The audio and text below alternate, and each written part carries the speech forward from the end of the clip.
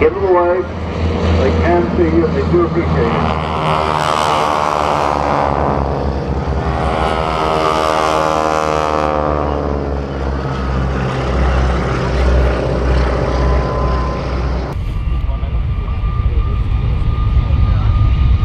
But look at that. What a grand sight.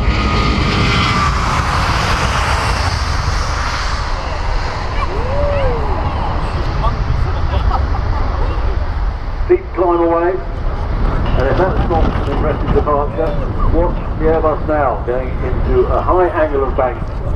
As I say, not the sort of manoeuvre you do with running down the back with a gin and tonic in their hand to Toulouse. This is the A400M from Airbus Defence. On the way, and immediately into a roll, tactical departure.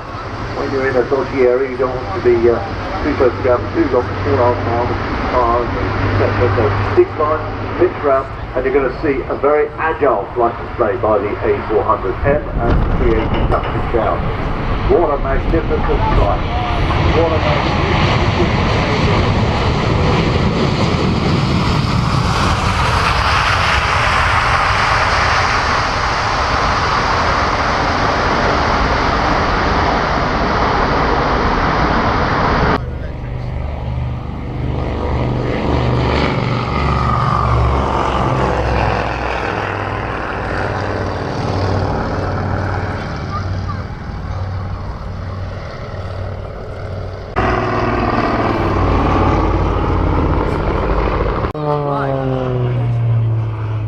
up in front of us, and one roll up into a tumble. Now that is it, end over end, side over side. Cockpit now is full of smoke. We have to open the air vent to get the smoke out so you can see where it's going to go next. You can see by this aerobatic routine why Mark has achieved so many titles to his name. He does tour it all around the world. We had him down at the Bahrain International Airshow. I mean, that airplane, it's constructed from steel tubing, carbon fibre, wood in the fin. Speeds, well, the roll rates, for example, 420 degrees per second, 260 miles an hour to a negative number when he slides backwards. Pulling up on the right. On the A-axis goes left to right, the axis to and from you. Series roll, 1, 2, 3, 4, keeps going, hanging up there, speed reducing, starts to slide back, down through the smoke.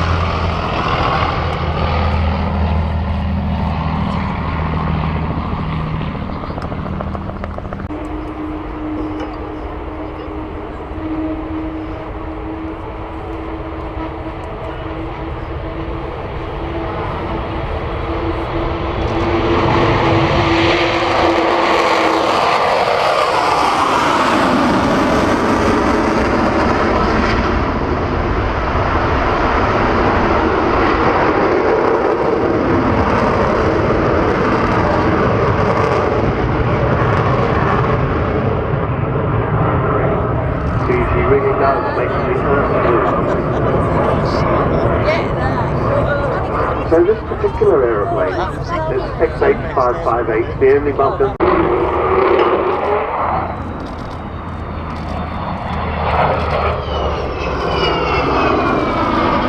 Well, I'd say you've got a howl and a half there. You've got a magnificent Vulcan howl on takeoff and sort of half a howl there from Captain flying here today, Kev Rubens. The Vulcan howl is unique to this aircraft. It's all to do with the strange shape of the air intakes.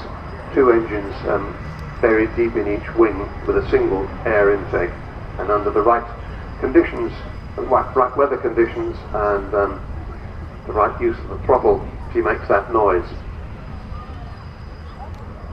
And of course she is famous for that. Now the thing about this aircraft is that I suppose it's obvious, but she's not funded by the government anymore. She doesn't belong to the Royal Air Force. And so far it's cost 20 million quid to get her to this stage. 20 million quid. More about that later. As she heads back towards us, and then I expect to see Kev pull her up into a spiral climb, just a brief one.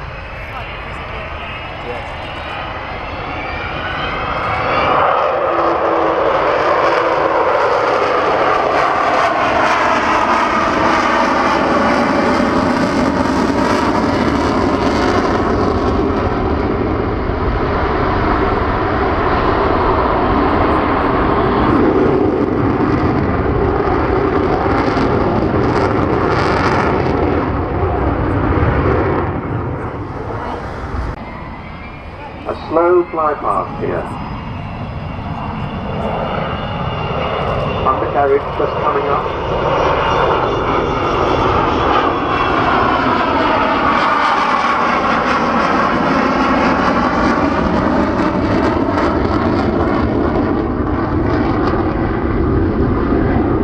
Watch for the bank. Look at that. When she first appeared at Farnborough, I remember it well. She was rolled by her test pilots. She could still do that now. She's perfectly capable of it. She has this amazing fighter-like performance, but current regulations, I don't think, will allow it, sad to say. But she can do wingovers like that.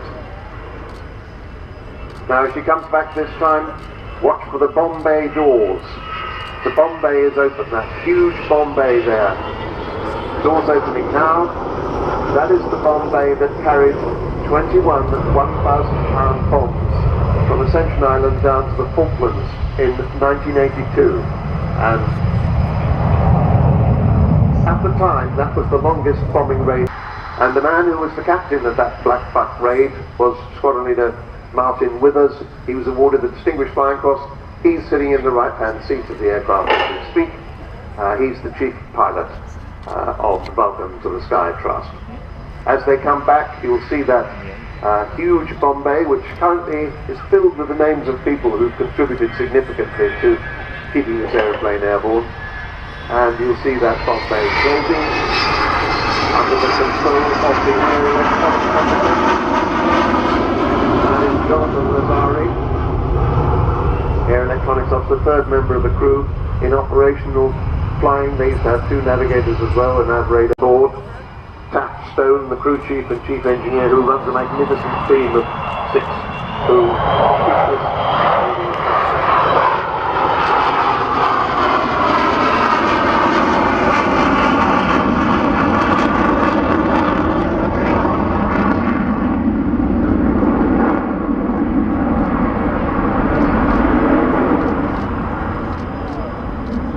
do nose wheels up for as long as he can, and using the oncoming airflow against that huge multi-barn door delta side to keep her slowed down. He has a little thing that tells him whether his tail's getting too close to the runway there, and you can see the air brakes top and bottom of the wing, and he will keep the nose up as long as he can. There is nose wheel coming down just now, and there she is. Falcon has landed, all 18 wheels down.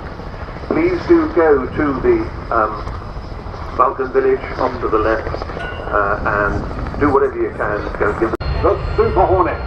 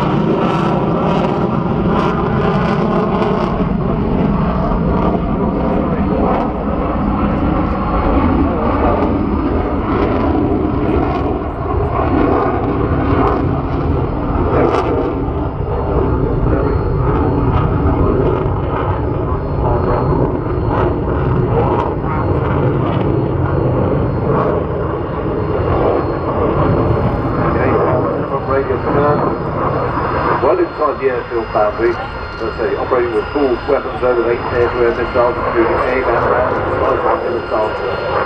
Going out to a gimbal.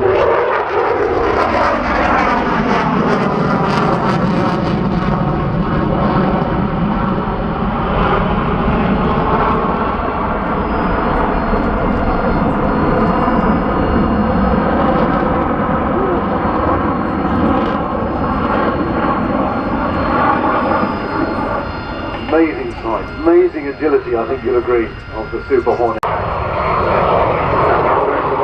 It will come afterburners, turbo straight into the right.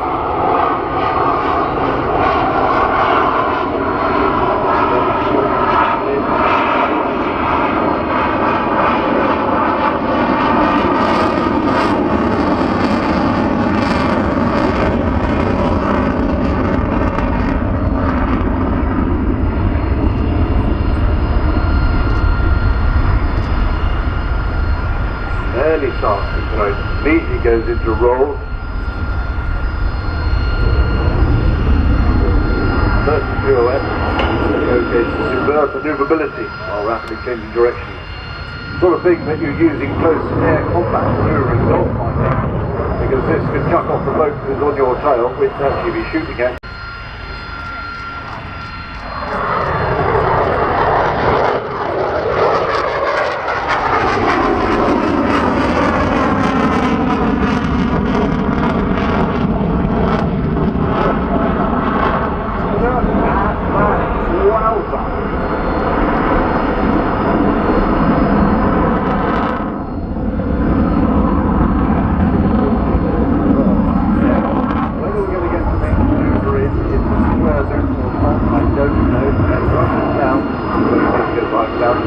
I think we got that.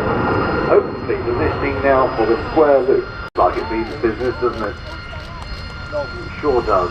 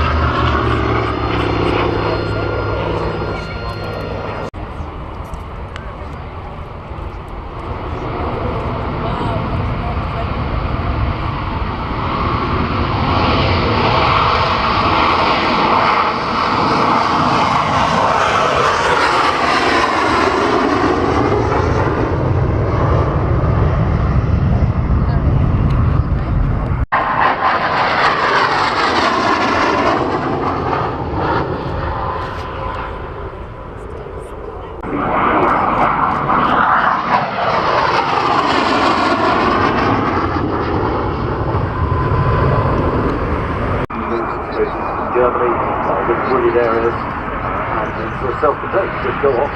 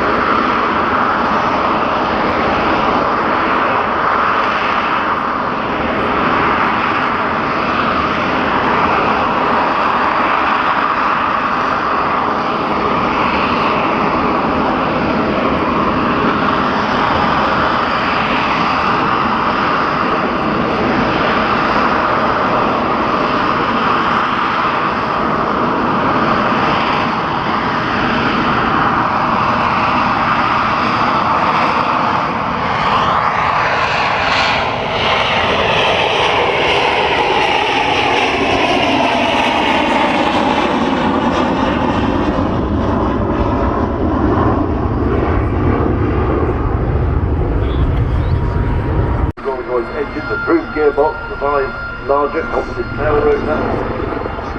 Designated the AH Mark 7, that will be fitted with the bird. That's the rotor system I thought was going to be starting with the rotor program.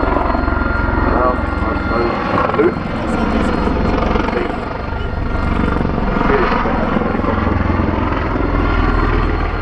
In '92, the first Lynx Mark 7 aircraft displayed with the Army Air Corps. That was the display team, the Blue Eagles.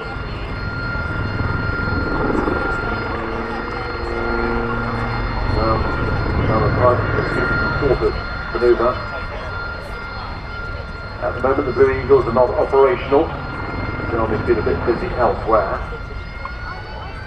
Pedal turn. A bit like a stall turn in a fixed-wing aircraft rotating around the axis of the main rotor shaft. Now watch this next manoeuvre. Pulling up,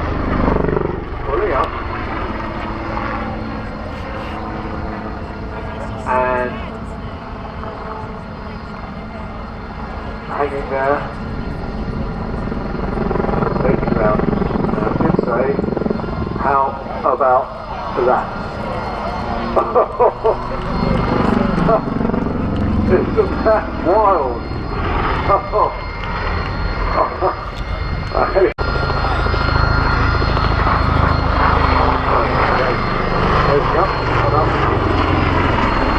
This on the thrust is supposed to go directly away from it, and how about that pushing over? Ooh! Anything not strapped in is probably on the risk. The Lynx helicopter near the Taker helicopter and how people accidentally get on and then go for a ride like that. That would be worth your money, wouldn't it? Incredible. It is. It's really just so fantastic. I mean, look at that. I mean, how did you do that? No, I won't. Couldn't do that. Or that. That is seriously neat. I mean, I know you're an aviation anorak, and you said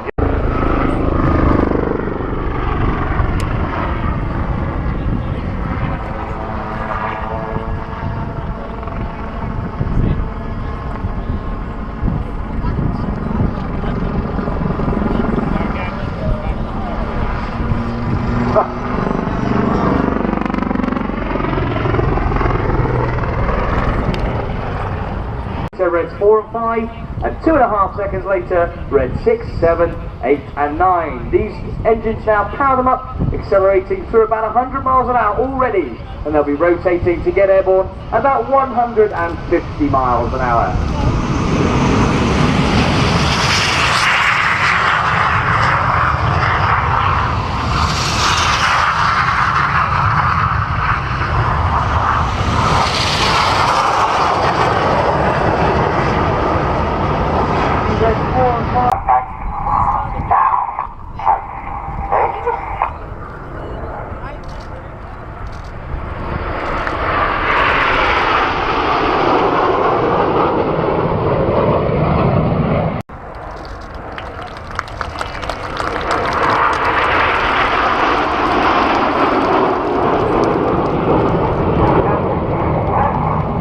The diamond roll.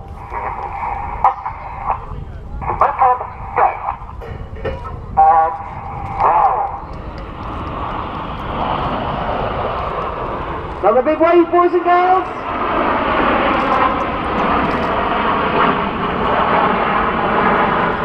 Now we fly the majority of our formations with the odd numbered pilots on the left hand side, the even numbered pilots fly on the right hand side. In their 3-year tour with the team, the pilots will generally start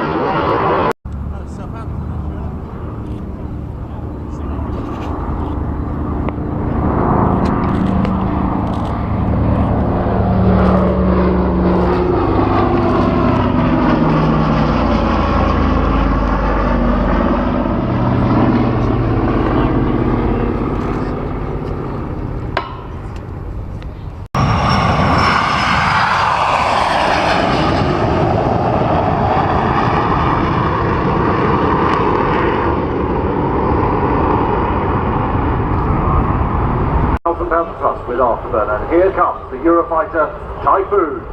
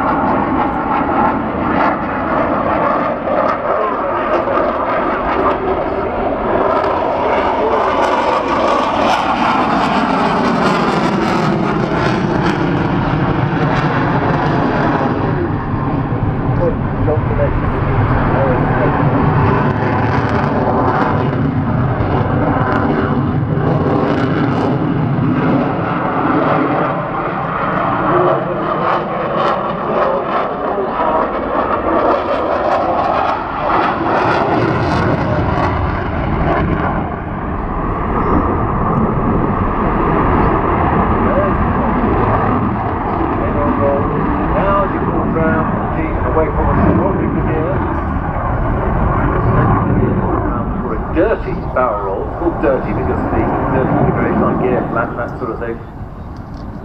Yeah, you can see the gear extended.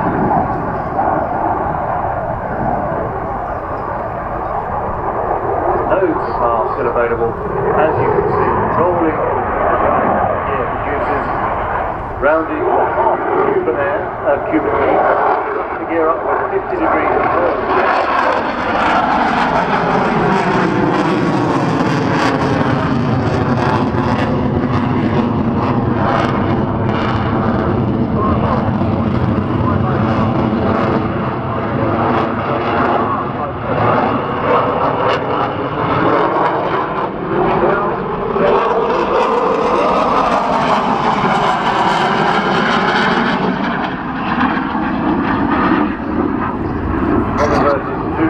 Now pushing negative G, pushing up into a half cubic from the inverted pass to position round for a high speed pass, 600 knots you're going to get. That's maximum speed you're going to get at Farnborough, 0.92 mark.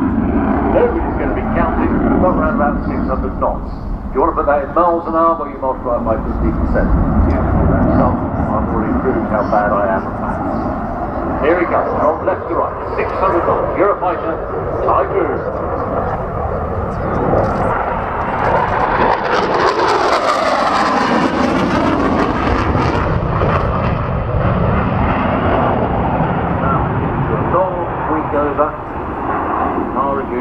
Putting a load of G, not a drag in putting a load of G on, into a bump, getting the speed on, right up above us, disappeared from view, there he is, pushing over, push, push, push, rocketing down towards us, rolling away.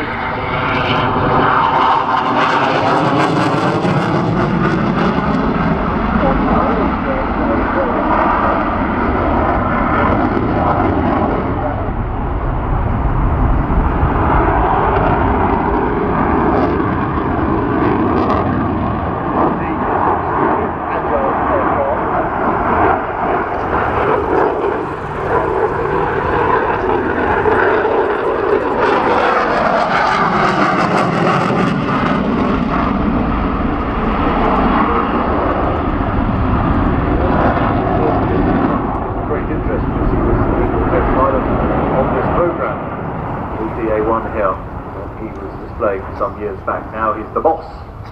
Round now into a low-speed pass. Typhoon has 13 external stores hardpoints, 5 are located on the fuselage, 4 on each wing.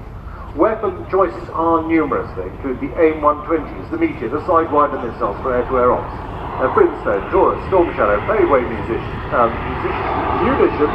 for air-to-surface missions. Low speed, high alpha path, all those weapon craft up, after this, wing,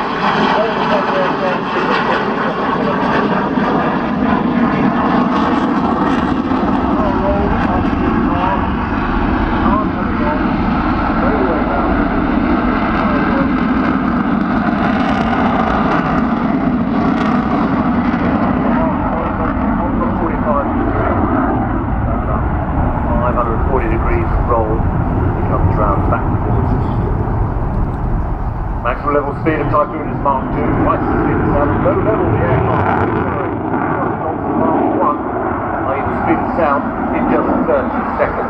Service ceiling way up 55,000 feet.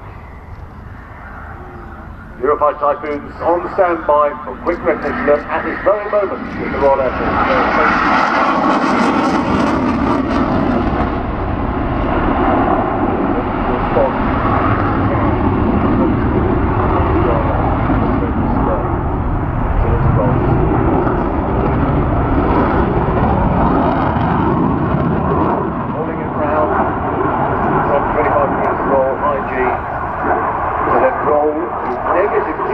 Pushing around that curve.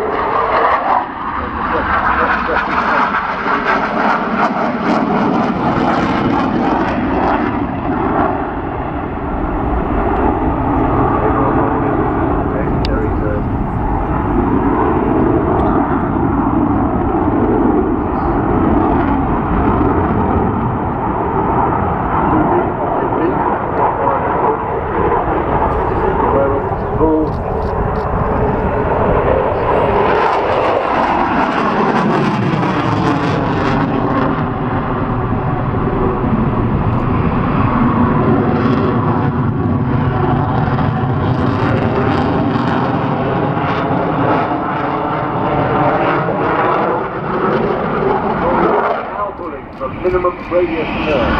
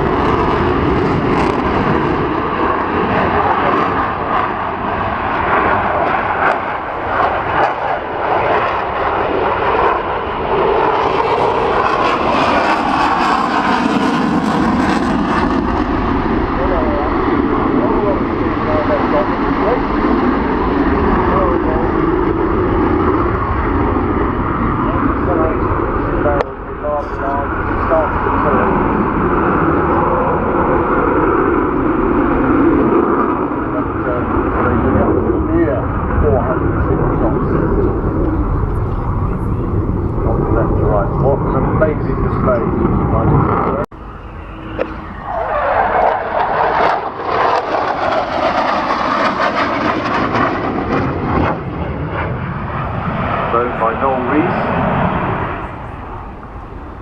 a local lad in Southampton. His dog is called Toby, which Mark just said in my ear he had one, but his was a jug. That's not helpful.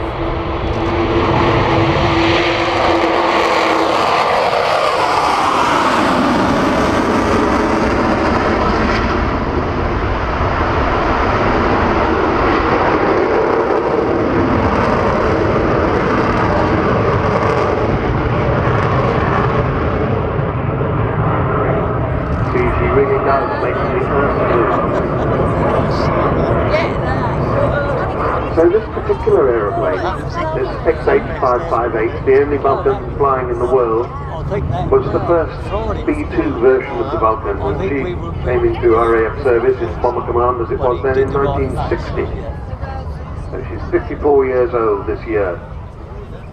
In the 90s, quite some time after the RAF had retired its Falcons from operational service, she was still flying this aircraft as the Falcon display, part of the Falcon display flight. She was the only one left flying. And then finally that all finished in 1993 and everybody thought we'll never see a Falcon again. But they were wrong because of David Walton and among others Dr. Robert Fleming, who got her back together. It took till 2007 to get her airborne, and she did her first display season in 2008, having been brought back from the dead, really, because she would have just been in a museum.